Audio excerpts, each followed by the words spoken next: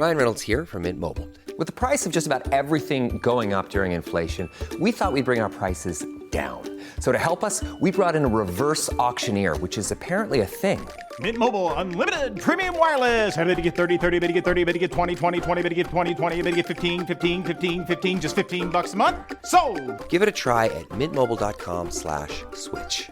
$45 up front for 3 months plus taxes and fees. Promo rate for new customers for limited time. Unlimited more than 40 gigabytes per month. Slows full terms at mintmobile.com. Weighing in with soybeans and a baby show straight out of Norburn, Missouri, we have Soybean Festival. From Hayward, Wisconsin, at 73 years young with the world's largest muskie statue, put it together for Muskie Fest. Finally, packing a punch with fire dancing and a pet costume contest, the Roseau, Minnesota Fall Harvest Fest. One of these festivals could win $100,000 in the Cenex Hometown Throwdown. You decide. Cast your vote at CenexHometownThrowdown.com. Cenex, powered locally.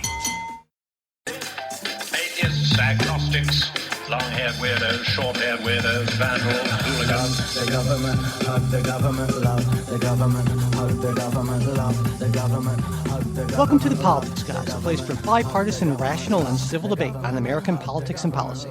I'm Michael Baranowski, a professor of political science at Northern Kentucky University.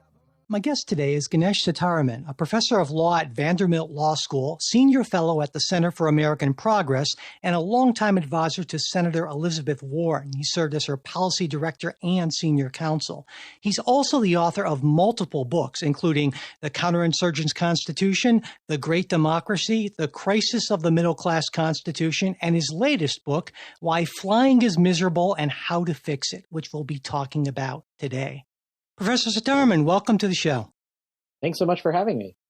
I often like to start with the title of books because I think it says a lot about what, of course, you're talking about. And the first part of your title is, of course, Why Flying is Miserable. And that there's an assumption built in there that flying is, in fact, miserable. I don't think that most Americans would disagree with that. But in thinking about the components of that misery, it seemed to me there are kind of four things going on here: access, price, both total cost and transparency, the dependability of service, and the service you get when you're on the aircraft.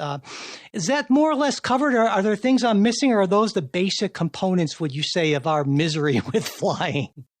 I think those are the basic components if we understand each of the terms that you use, kind of capaciously. So access, I would say, is partly a question about geographic access. Where are there airports? Where do the airlines fly? How many airlines fly to those places? Is there competition in those places? And that's, competition is both an access question and a price question. It kind of covers both of them. If we think about dependability of the airlines, it's not just for each of us as passengers in the perspective of delays and cancellations and all of those things. But as a country, we're depending on this industry. And, we've had a kind of boom bust cycle in the industry. After 9/11, you have bailouts. After COVID, we have a taxpayer support plan for the industry that involves, billions of dollars going to the industry. So there's a level of misery there. Maybe the more flying appropriate word is kind of turbulence in the industry also. And so if we're broad enough, I think it encompasses both things. It's the things about the industry itself that seem unhealthy, but also all the day-to-day things that anyone who's buying an airplane ticket or flying finds frustrating. And it seems to me when we talk about misery or how good or how really how bad flying is, there's a comparative element built into that. And in thinking about that, to me, it seems like there are two common comparisons we might make. And that's first compared to how it was in the pre-deregulation period, and then compared to how it could be in the future. And so it makes sense to me to start with the past, that pre-deregulation period. And I'm talking about from roughly 1938 until the 1970s, late 70s, when the Civil Aeronautics Board, or CAB, regulated both routes and fares. And that's a lot of regulation. And so I thought maybe you could help us understand what the justifications for such a high regulation model were at that point and throughout that period, really.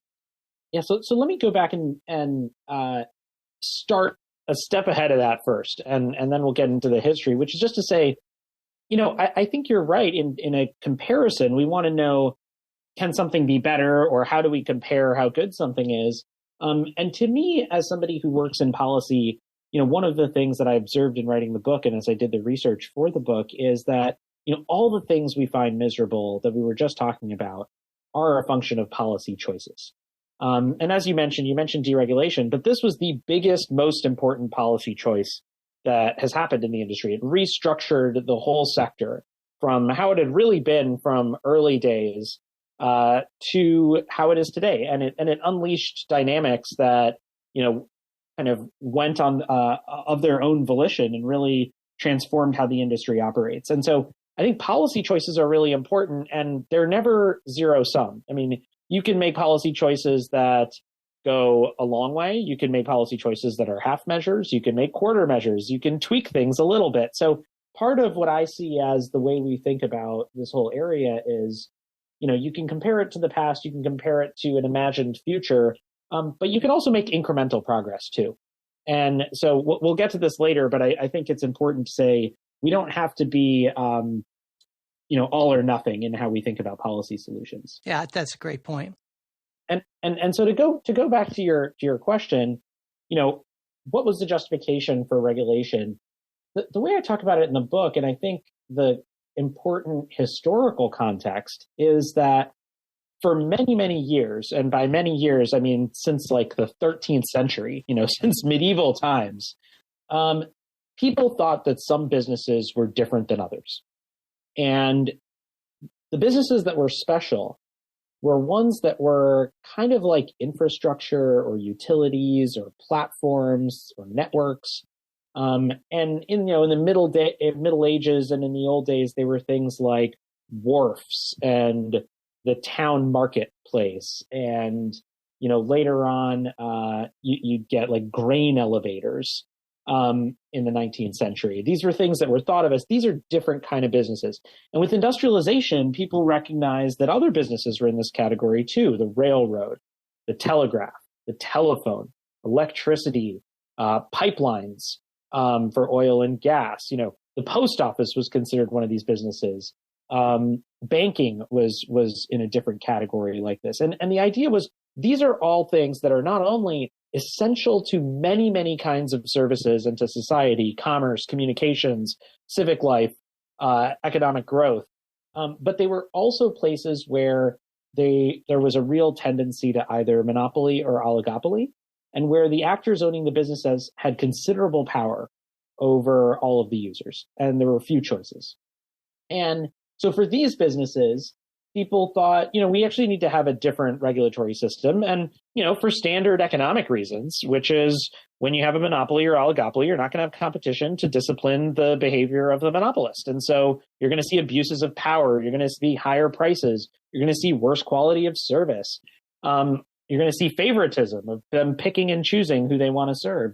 And those are all bad things. And then when you put on top of that these are essential services that you're trying to provide for the public because they're necessary for economic growth, there's a lot of reason to treat them differently as compared to, say, a business that's, making coffee mugs or manufacturing desk chairs, for your office. And that tradition, there was this sense of regulated capitalism in these infrastructure businesses.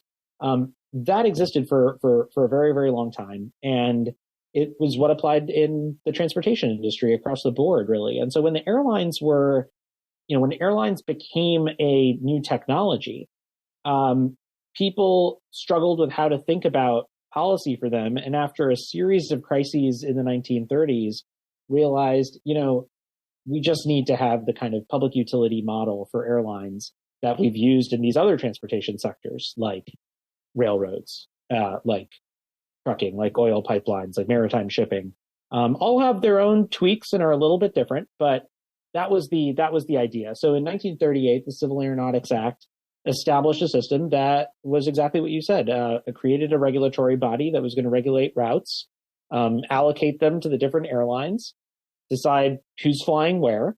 They would set the prices. And they did this to create what I think of as a kind of stable, reliable system. The idea is we want airlines to exist and we want them to be flying all over the country. So we can't have them constantly going bankrupt. We also really don't want them to be subsidized all the time. In the early days, from the Wright brothers onward, for the first few decades of the airlines, they were really subsidized quite heavily through airmail, through the post office. So we wanted to move them off of the subsidies. And we also want to make sure there's some competition. There were a number of airlines that were in the system then, but we want to make sure that, they're all operating stably and are going to, be able to sustain themselves. And so there was a balance between those things. And that was the system we had from the 30s to the 70s. And that system of what you call regulated capitalism, that wasn't the only choice at that point, right? Because other countries have gone other ways with, say, just a strict government-run monopoly, a national airline, that sort of thing. So it really is, it seemed to me, a uniquely American market-oriented way to try to go about this. That's right. And what's really striking and I think kind of amazing in the history is, the industry at the time even says we need to go the American way, not the way of Europe. And the way of Europe was nationalization, tons of government money going into these sectors, public enterprise. The American way is public utility. We're going to have private companies, but we're going to regulate them in the public interest. And that was the American tradition of regulated capitalism that in a lot of ways we've lost. And in some ways the book uses airlines as a way to think about and recover this tradition that we've largely forgotten, but was, kind of a core way that America thought about balancing the needs of the public and the benefits of capitalism. I noticed that throughout the book, there were two concepts that came up a bunch of times, and I think they're really important. So I was hoping to take a minute where you could expand on why they're so important. And those concepts are cross subsidies and cream skimming. Can you talk a little bit about them? Yeah, it's a great question. So again, let me step back a little bit, and here I'll use the example of the post office before we get to airlines. If you're trying to build a geographically broad system and you want service that's stable and reliable to lots of places, there's a real challenge you face. The challenge is some places are more expensive to serve than others. So if you're going to send a letter to Alaska from New York City, it's a lot more expensive than sending a letter from New York to Washington, D.C.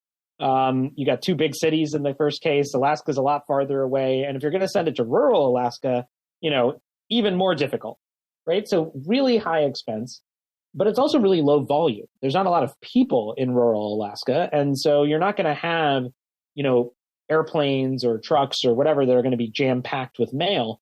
And so the price is going to be really expensive. And so what that means is if you want there to be mail service to Alaska in these rural places, you either are going to have extremely high prices, which means you won't get much service. And that'll create kind of a vicious cycle. The higher the prices, the less service there's going to be because people don't want to pay the higher prices or can't afford to.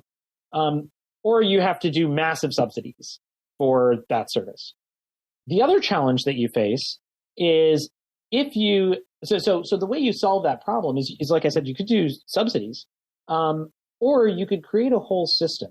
And so, the way the post office works is you're actually not allowed by law to set up your own competitor to the post office for regular mail service. You have to use the post office. And the reason why is then the post office can charge the same amount for a stamp for a letter going to Alaska or going to Washington, D.C. And what they do effectively is they're cross-subsidizing. And what that means is it costs them a little bit less to send it down the street to DC if you're sending a letter, from one part of DC to the other. And it costs a lot more to send it to Alaska, but they're balancing that out internally and they're just charging everyone the same rate.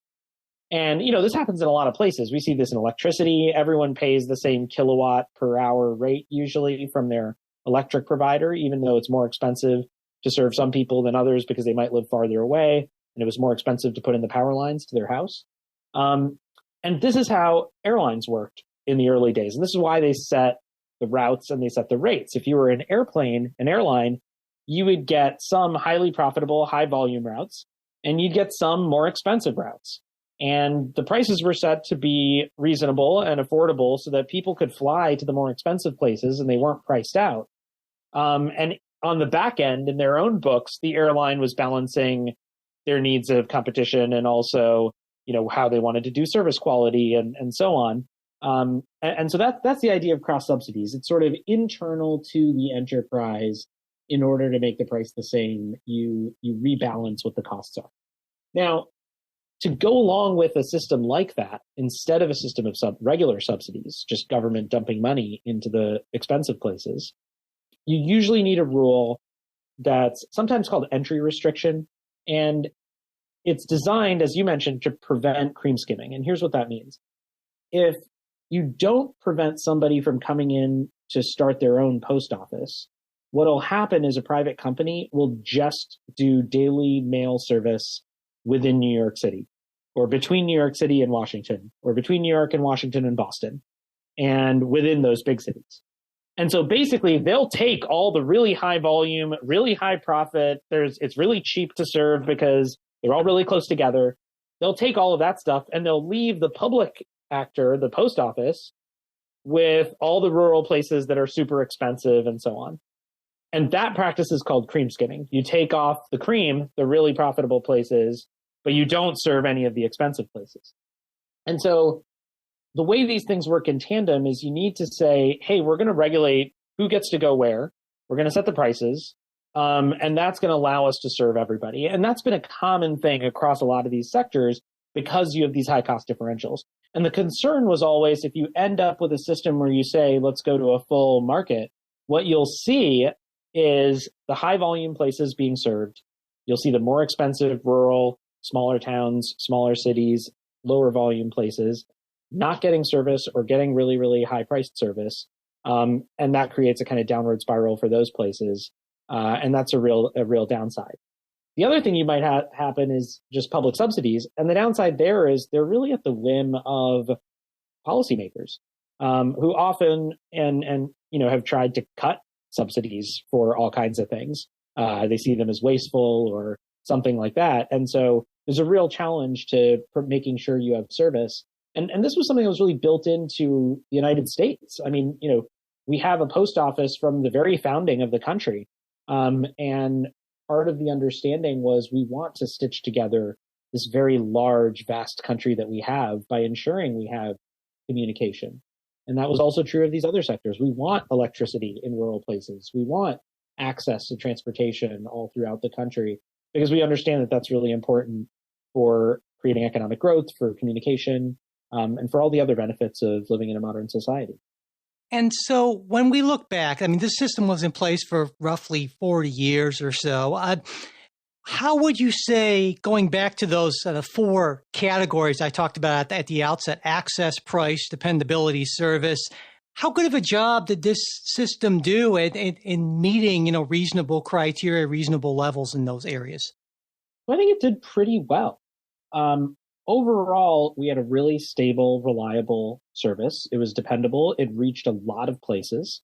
And the quality of service was very good and was actually increasing. The airlines were constantly trying to improve their quality service. By the time we get to the 70s, it's so competitive on quality of service. You've got things like piano bars in the airplane. You've got people serving steak in the airplane. I mean, it's a wild thing to think about today. On domestic regular flights, you'd see that level of service quality. The usual thing people say as a downside to this system was, well, prices were really high. And that after deregulation, prices went down. And we can talk more about this when we talk about deregulation. But to give a short preview of it, it's true that prices did go down after deregulation, but they were also going down during the regulated period too, and at about the same rates the whole way, without a big discontinuity if you're looking at average prices. And so, one of the things that's interesting about that is you had prices going down that whole time. And so while it started as more and more of a luxury good that was very expensive, it was coming down throughout the whole regulated period. There were also new technologies that were making flying a lot safer. like the shift from propeller planes to jets. And you also had increases in regulatory actions on safety, like the creation of the FAA in the late 50s.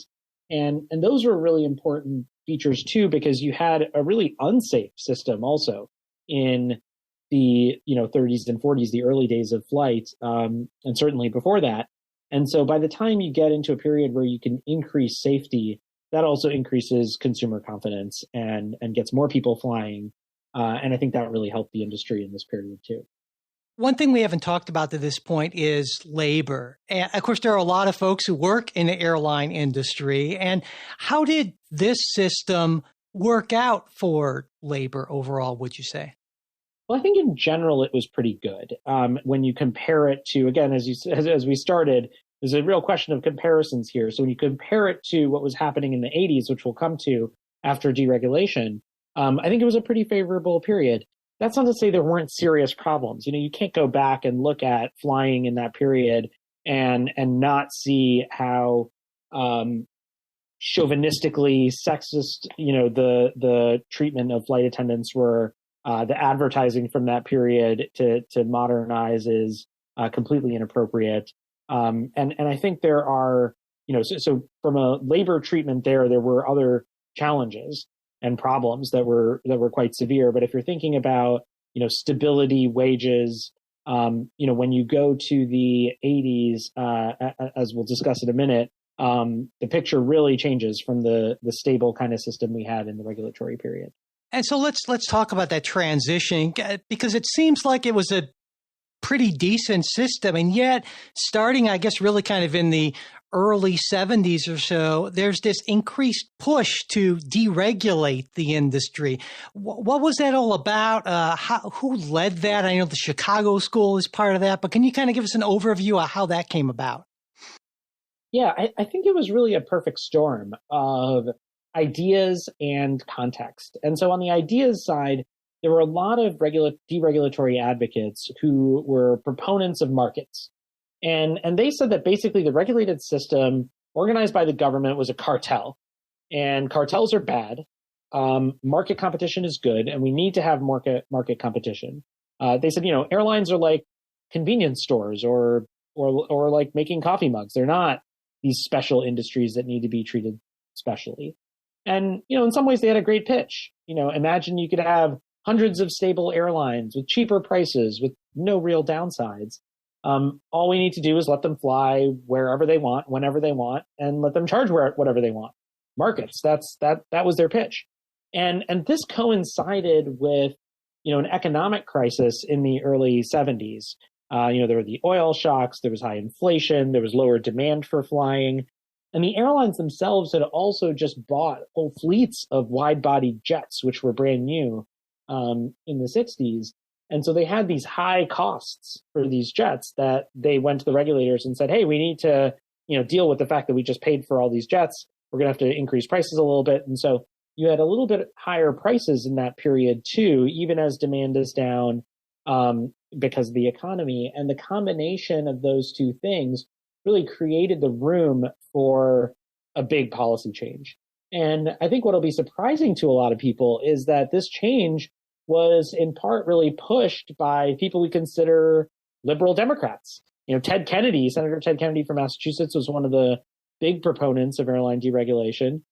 His chief counsel, the kind of staff member working for him on this issue, was Stephen Breyer, who later became famous and is most known for being a Supreme Court justice for many years, just retired a few years ago.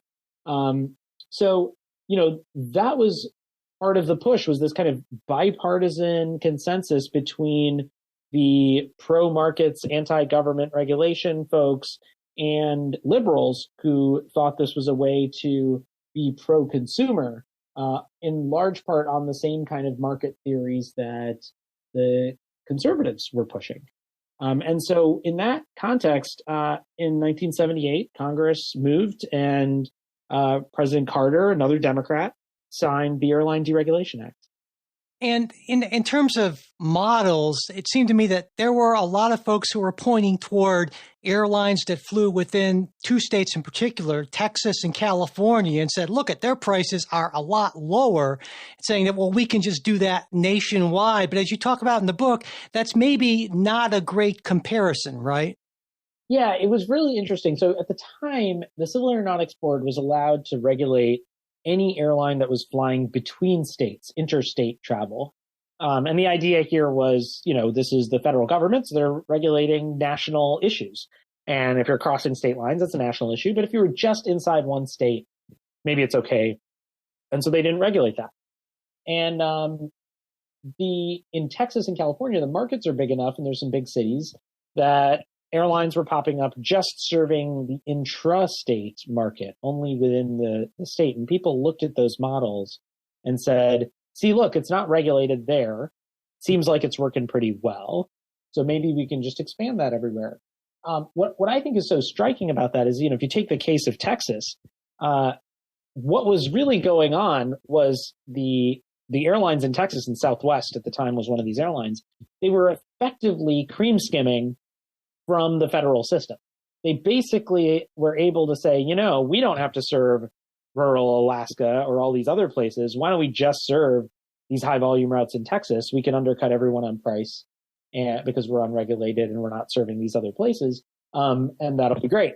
And there's actually lawsuits about this because the other carriers pointed this out and said, this isn't fair, and they should be regulated too as part of this system. And so that was what was going on. So people pointed to this, but I'm not sure it's the best comparison for that reason. It really misunderstood what was going on, I think, in those states. And so now we've had a little bit more than 40 years under this deregulated system, just like we had around 40 years on the highly regulated system. So going back again to those four categories of access, price, dependability, and service, how does this new system, how is it stacked up or in comparison to the old system, would you say? Well, I think one way to think about this is we really had a couple of different eras that happened after deregulation. And the first one I would say is after deregulation, we did not end up in the dream world of the deregulators. What we got was actually in the 1980s, the Hunger Games. And it was basically a period of cutthroat competition between the airlines, where the airlines were doing anything they could to get additional market share to stay alive. And so you had all these new airlines coming in, cream skimming routes, basically just serving, New York to DC or Boston to New York. The Northeast Corridor was very popular. And you get airlines like People Express and New York Air offering no frills, only peanuts. And the peanuts thing comes up because the idea was we're not going to give you a meal or anything. You only get peanuts. Only peanuts fares. So cheap prices on just these routes, not serving other places. They were coming in with no unions. And the big airlines fought back. They attempted to, renegotiate deals with their own unions for lower prices. They created what were called B scales to say that any new worker coming to work for the airline wasn't going to get the benefits that the old ones got.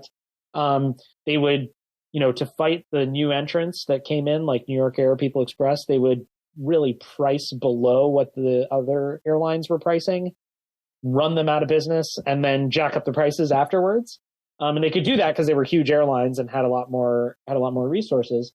And so this was what was going on. And the result of all this kind of anti-competitive and aggressive cutthroat behavior was dozens of bankruptcies and mergers. You've probably not flown New York Air or People Express in the last few years because they don't exist. And they haven't existed since the mid-'80s. And in fact, by the end of the 80s, things had really shaken out quite differently. And I think over time after that, we could identify that we really moved into a period of effectively unregulated monopoly or oligopoly capitalism, as opposed to regulated capitalism that we had before. Now you don't have that much choice. There's often bad service, bad prices, and, it's not that comfortable. If you sit in coach, you're going to get a bad back by the end of your flight. in some cases. And we actually have less competition today than we did in the 70s. The big four airlines have more market share now than the top four airlines did in 1977 before deregulation. We have more concentration at airports. And you look at Detroit, for example, which in the 70s, Delta was a big player there, had 21%, now has north of 70% of power at Detroit. So you get more concentration, meaning you have less competition. There's more geographic concentration. A lot of places have lost service or losing hubs. We've had 74 cities lose service from one of the big airlines just since COVID. And that's on top of all the daily miseries that we see now: smaller seats, more fees, complicated points programs, all kinds of things. And so I think when you think about the criteria that you noted across these areas, in a lot of places, it's really suffered. And that was even true by the end of the 80s. So, prices, we've had prices get reshaped. And like I said, people say prices just went down, and they did, but they also went down beforehand, and they were going down at about the same rate. But the thing that happened is they really got reshaped. Some places had higher prices and some places had lower prices. And that was largely because of competition and volume. And so, we've seen a different kind of system there. And the story is similar in some of these other areas. All the cancellations and delayed, the bailouts, the bankruptcies, that kind of industry instability and dependability has changed a lot. And I think for the worse in recent decades too. And, one thing that occurred when I was reading the book and reading the arguments for deregulation and, we'll have hundreds of airlines and all this, I actually wrote at one point in big red letters, what about airports, right? I didn't understand why they didn't get this. The fact that it seems to me that's just kind of a natural choke point. And I didn't understand how proponents of deregulation could envision this massively competitive future when you only have a set number of gates and runways and that. And can you talk about the role that airports and that kind of capacity issue played in this whole debate? It was honestly bizarre that there wasn't a kind of obvious and serious engagement with this in some of the writings in the 70s. And, there were a lot of other things that were bizarre too. They say things like there aren't economies of scale in this industry, which is just a way of saying, you get bigger benefits the bigger you are, and it's easier, lower cost for you the bigger you are, which is of course the case in airlines, but not something they thought. They didn't really think there were barriers to entry. It was called the theory of contestable markets, if you're interested in economic, theory. And the idea was, well, anyone could just come in and that's what'll discipline price. There'll be all this competition, not accounting for the fact that you actually can't just fly an airplane from one place to another. You got to have a place to land. And it's actually regulated because we also don't want planes crashing into each other. And so you have to have air traffic controllers and you have to have coordination. It's a whole system. And that wasn't really part of the story. And, airports are just a really important piece of how we think about the airline experience. And as I mentioned, we've had more concentration at airports. So the big thing that happened, as I mentioned before, is, you had regulated routes in the regulated period. And what that meant is the Civil Aeronautics Board said, we're going to have airlines flying to all these different places. We want access to a lot of places, and we want a lot of nonstop service that will be beneficial to people. So you can fly from point A to point B, nonstop. After deregulation, when airlines can fly wherever they want, what they realize is it's much more efficient for them and economical to move to a hub and spokes model, which basically means you fly a lot of your flights from all kinds of cities to one big airport and one big city, and then you make everyone connect and fly to wherever they're going. So if you're on Delta, you've probably connected through Atlanta or Detroit. If you're on American, you've gone through Dallas or you've gone through Charlotte, right? For all the big airlines, you've got these big hubs that you connect through to get wherever you're going. And what that means is they don't have to fly as many flights because they're not flying point-to-point service between every city, between a whole bunch of cities. The only way to get from one to another is to connect through the big hub. And this is great for some really small cities because if you're flying to Atlanta, you then have access to hundreds of flights, thousands maybe, that go out of Atlanta on Delta to lots of different places. But it's also inconvenient for a lot of people. And it creates these other problems, which is, geographic inequality. If you lose your hub as a city, I mean, St. Louis used to have a big hub. Cincinnati had a big hub. If you lose your status as a hub, you lose a lot of economic activity. Who wants to start a Fortune 500 company in a city that doesn't have a lot of airline service or doesn't have any airline service? You're just not going to do it. Who wants to have a conference or a convention for their industry in a city where it's hard for people from all over the country to fly there? And what about tourism? How are you going to get tourists to come to your city if you don't have air service? And so there's a real downside to losing air service in a lot of these places, and the consolidation that we've seen into what are called fortress hubs, these kind of 70, 80% market share of one airline. The other thing that this does is it's really bad for dependability. So, you get a big winter storm or high winds or something like that in one of these hub airport cities, and it might shut the airport down for a day or part of a day. And what that means is it cascades throughout the entire country because that airline is really dependent on that airport. And so you have a kind of fragility in the network when you're really dependent on a small number of nodes, airports, and those airports face crises. And we see increasing big storms and weather events, and that's a real problem too.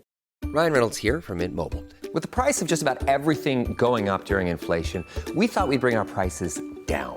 So to help us, we brought in a reverse auctioneer, which is apparently a thing. Mint Mobile Unlimited Premium Wireless. How to get 30, 30, bit to get 30, bit to get 20, 20, 20, bit to get 20, 20, bit to get 15, 15, 15, 15, just $15 a month? Sold! Give it a try at mintmobile.com/switch. $45 up front for 3 months plus taxes and fees. Promo rate for new customers for limited time. Unlimited more than 40 gigabytes per month. Slows full terms at mintmobile.com. So let's move now from the kind of regulated past, the deregulated present, into some potential futures, because of course the last part of your book is how we can fix the miserableness of air travel.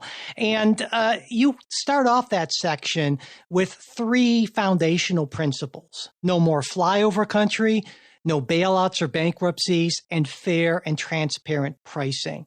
And can you talk about why you feel like these are the really key things we need to focus on to improve that kind of overall experience of air travel?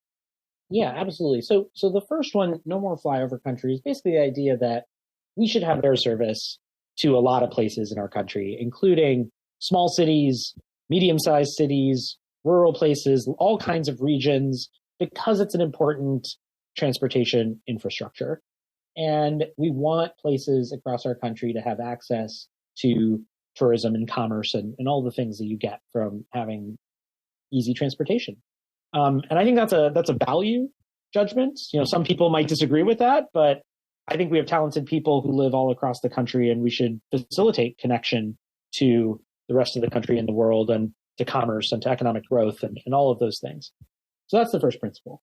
The second one, no bailouts, no bankruptcies, is that I think we want an airline industry. I at least want an airline industry that is stable, that's profitable, that's doing well, and not in the way that is a kind of booms bust cycle or heads I win, tails you lose kind of system, which is, basically what we have, where in the flush years, the good years, the airlines are making money hand over fist, the CEOs are doing great, the shareholders are doing great. Before COVID, we even had a CEO say they didn't think they were going to lose money ever again. But then there's a big demand shock, it happens, and now you have taxpayers having to come in and support them in the bad years. That's not a fair system.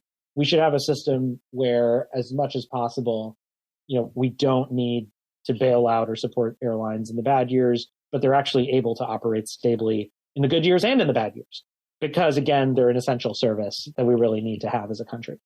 So that's the second principle. And then the third one is fair and transparent prices. And, that's for all of us. And it's a real thing where I think we've seen this system just get so much more complicated and difficult, harder to navigate. There's so many opportunities for exploitation with additional fees and, difficulties around that I think we need to have a simpler system for consumers here. And I think that'll be a system that's much fairer. And I think if we focus on these 3 things, and there's ways to achieve these things that require thinking about different structures, and we could talk about some of those. too, I think it'll solve a lot of the other miseries in our system as well, and a lot of the other problems in our system too. On that last element, fair and transparent pricing, I can hear some libertarianish folks saying, well, you know what, this is the model that we have is just reflecting consumer preferences. If people wanted easy pricing, if people wanted non-crummy seats, well, they could pay more for those things, but they're choosing not to. And so therefore the market's working just fine. It's just consumers are just stating their preferences, and the airlines are giving them what they want, at least when it comes to the pricing and service. And can you talk about that a little bit? Yeah, I think it's sort of a weird way to think about the system, which is that, you know, what consumers want is bad service, complicated pricing, difficult websites to navigate. We're really excited. I've literally never heard anyone in my entire life say, I am thrilled to pay extra to check my bag. It's so amazing that I have to pay to pick which seat that I want to sit in. I love the idea that because I bought the ticket on Wednesday and you bought it on Tuesday, that you paid 50%, more than me or less than me, yeah. Or I paid $30 more than you. Nobody is saying that. Like, it's a weird world to think that people say that. No one says that. It's the opposite. Everyone hates all those things. We don't like dynamic pricing. We don't like all the extra fees. We don't like the system that we have. And the reason we don't like it, but still live with it, is because it's not really a competitive system. It's not like buying coffee mugs or going to a restaurant. If you don't like the food at the restaurant, restaurants go under and they don't exist anymore. And like a new restaurant will come up in that place that maybe will have better food, maybe will have worse food, you don't know. But that doesn't happen with airlines because it's not really a competitive system. And I think that's a key thing. Some businesses are different than others. What are you going to do? Not fly to that city where they're the only airline going at the time that you need to get there, or maybe the only airline altogether? You don't really have a choice in a lot of places. I think that's the real challenge for this. And so I think it's a weird way to think that we actually like all these things. Like, I don't know. I've never heard anyone say that they enjoy any of those specific things. They're actually the things everyone complains about, to my mind. So when you talk about specific paths forward, one thing you suggest, and we talked about at the very open, is what a number of other countries have done, just go with a single national airline. And what do you think about the benefits and big drawbacks with that sort of approach in the American context? Yeah, so one of the points I make in the book is that what we've lost in forgetting the American tradition of regulated capitalism, what we've lost in forgetting this sense that some businesses are different from others and utility businesses have tendencies to monopoly or oligopoly, is thinking seriously about various ways to structure these industries. And if you were thinking about airlines and you take seriously the economies of scale, the network effects, all of the things that make airlines efficient, the move to hub and spokes, what you would actually end up with if you just took those principles really seriously is you'd say, well, the most efficient thing is just have one airline. And you could design that in a couple of ways. You could say it should be a nationalized public carrier, right? Because that would be regulated. You could also say we want it to be a private sector entity, but we're going to regulate it like a public utility. In a lot of places, your electric company is private public utility, kind of a mixed system, not like the post office, which is purely public. So those are both models of a kind of single provider. And that would take seriously some of these economic dynamics in the industry. It also comes with some downsides potentially. And it's not obvious. Will we get worse service over time because there's no competition at all and there's nothing to make that monopoly interested in improving its quality, in being on the forefront? Will it get a little stagnant? Sometimes in our history, we've had entities like that have been highly innovative. Sometimes we haven't. And so, I think that's also true in other countries. Sometimes they work well, sometimes they don't. So we don't know, but there's real trade-offs potentially in either a kind of nationalized system or a private monopoly that's regulated like a utility system. But then there's another option that you suggest, and you call it a public option. Now, when I think about that, being kind of a healthcare geek, I automatically think about the early days of the Obamacare proposals, and that went down in the flames. But can you talk about what a public option would be in regards to airlines and how that might work and potential, benefits and drawbacks for that sort of thing? Yeah, so this is another one. Taking into account the scale idea, maybe you keep your private airlines, but you also have a public one to come in that would offer, regulated prices, maybe a lower quality of service, perhaps a standard quality of service, and other airlines might want to offer more than that. And the idea here, like you said, it's kind of taken from healthcare, but actually we have public options everywhere. There's public schools and private schools. There's public libraries, and some universities are private universities and they have private libraries. You might have a private library in your house. There's public swimming pools and private ones, and public golf courses and private ones. And we've got lots of these all over our society. And actually, people really like public options. People love their public library. And so the idea here is, we could think about this in the airline context. And in fact, Australia had a system, it was called the two airline policy, and they had a public and a private airline before their deregulation process happened many decades ago. And so that would be the idea, is you get some competition. So if the problem with a kind of nationalized or monopoly carrier approach is you'd have some competition, you had a duopoly, you'd have two airlines, one public, one private, and they would both fly everywhere. They would both compete. But the idea is that the public one would make sure that the private folks are keeping their prices down, and the private one would make sure the public folks are increasing their quality of service and are innovating. And that would allow for some amount of, benefits that we get from competition, but while still really putting a thumb on the scale for efficiency of a single system. What about an option that occurred to me is, well, the old system seemed to be working reasonably well. Could we just restore something like that, probably with tweaks and adjustments and so forth? And I guess, would that be possible, and would it be a good idea? So that's another option. I don't spend a lot of time on it in the book because we spent a lot of time talking about how it actually worked. And I think that's certainly a possibility that people could want to go back to re-regulation under the old system. This system also had some drawbacks too. I think probably the biggest one that I observed is in trying to calculate prices. They had a hard time doing it at the time, and it took years in some cases to do the kind of investigations they needed. It's possible now that with technology, it would actually be a lot easier to do that in that kind of system. It's also possible that it would be hard to go back to that kind of system just as a practical matter, given where we are. I mean, obviously, I think it would be hard to imagine going to a nationalized system or a public option airline also. Those would be hard too. But, the idea in the book was to explore some variety of kind of bolder options that are more structural in nature before getting into some of the smaller, more manageable, more doable ideas. I guess something that's puzzling, maybe not puzzling to me, but somewhat puzzling to me is almost everyone who flies seems to agree that flying is miserable for a variety of reasons, that our system stinks. This is a bipartisan thing. It affects a lot of people who have a lot of political pull. And while we've seen some little things like passengers' bills of rights and things like that, I don't get a sense that there's any big push for anything that would really fundamentally improve the nature, quality, stability of our service. And I'm wondering why you think that is. So I think there's really been two reasons. One is, for many decades, the general view, almost a conventional wisdom, was just deregulation was great. Everything is great. And this is the only way it could ever be.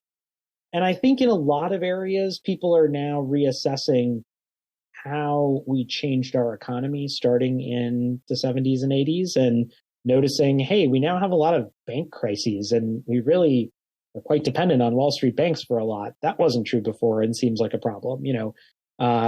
Worker power has changed a lot. Antitrust wasn't a thing we really did much in the last few decades, and maybe we need to do some more of that. So there's been a lot of places where we've been reassessing where we are in terms of economic policy. And I think this is one of those areas that is ripe for some reassessment. And so I think some of it's been a kind of failure of imagination in the last few decades. The second thing is one of the real challenges here, which is common in a lot of areas of policy, is we passengers are a diffuse group of people. It's like a lot of people who are busy doing other things in our lives and, working on a lot of stuff, our daily life, going to kids' soccer practices, and to really organize and advocate.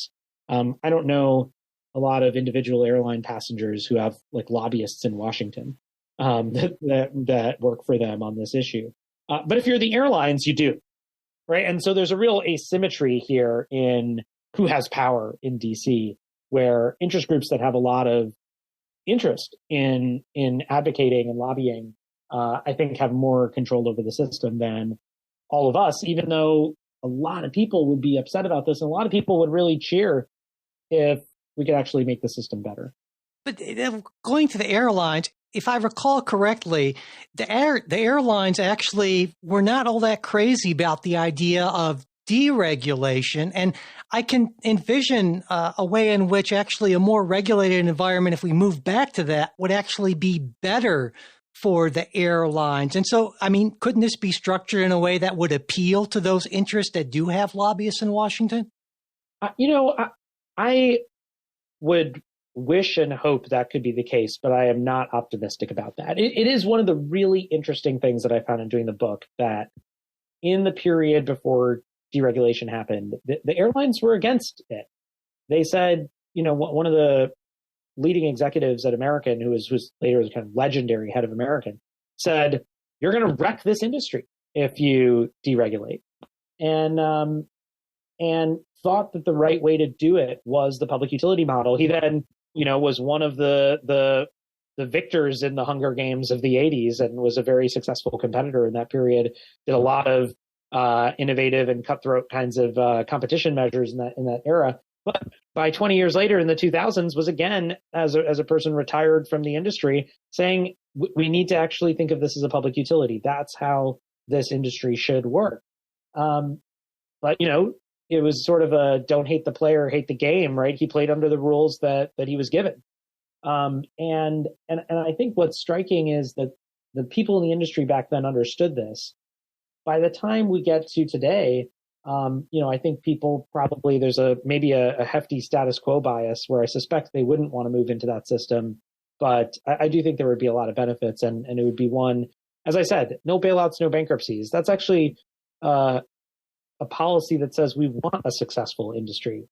It may be more boring than it is now, but boring is good. Yeah. For air travel, for sure is. Part of it, I wonder sometimes with not just air travel, but various other aspects of the economy where the problem is maybe one of framing or messaging, in that it seems to me that it's always framed as a more or less regulation. But I can see in terms of airlines and other sectors where maybe a way to frame it is, how do we create the conditions for real competition, which we don't really have in the airline industry? And if it's framed in terms of competition as opposed to regulation, it seems to me that a lot of folks, especially on the political right, might be more receptive to it. And I wanted to get your take on that.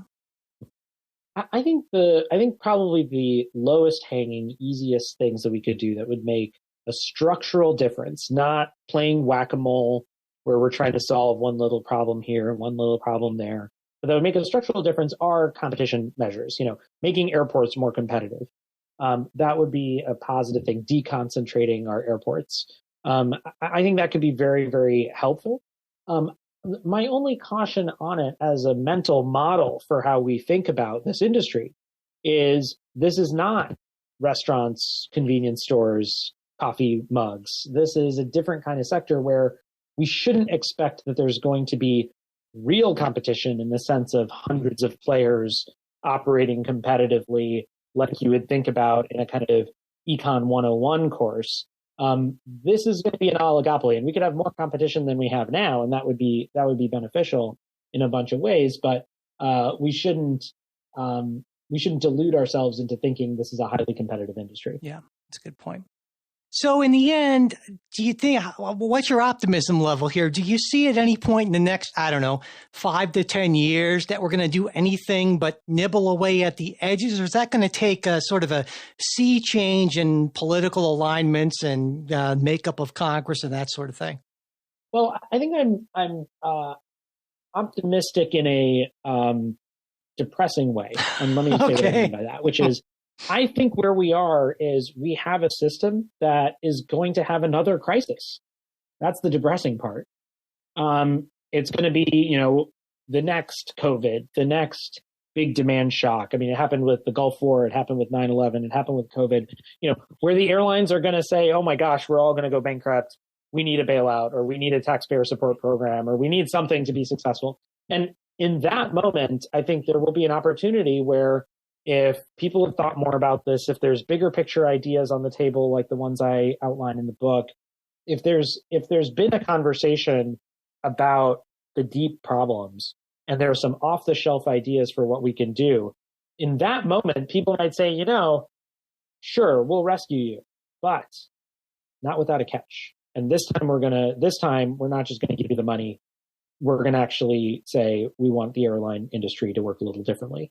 And to me, that's the part that makes me optimistic. I think we might see some small or medium changes here or there, but I think when there's the next crisis, I think people will say enough is enough. It's time to actually fix this problem for real. We can't just keep going from one crisis to the next.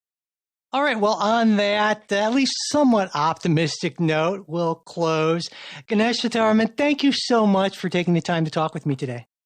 Thank you. It was great to be here. Thanks for listening to this Politics Guys interview. If you're not already a supporter of the show, I hope you'll consider becoming one, because without our supporters, we wouldn't be able to do this. And when you become a supporter, you get not just that warm, fuzzy feeling, knowing that you're supporting a good cause. I like to think we're a good cause, but you also get stuff like ad-free versions of everything we put out. You get our supporter exclusive midweek show, the full length of that, not just the preview. And you also get to be part of our Discord group if you want. And there's always some interesting conversations going on there. At the $10 a month level or more, you get to actually be part of the episodes Jay and I do, if that's something you're interested in. So there's a lot of stuff is what I am saying. And I hope you'll consider checking it out. And to do that, just go to patreon.com/politicsguys. If you want to support us on Venmo, we're at Politics Guys. You can also support the show through PayPal. And all of our support links are always in the show notes, as well as at politicsguys.com/support. And as always, I want to close with a very special thank you to our wonderful executive producers, Bruce Johnson, Wilma Moreno, Andra Masker, Daniel Toe, Ryan Beasley, and Don Oglesby.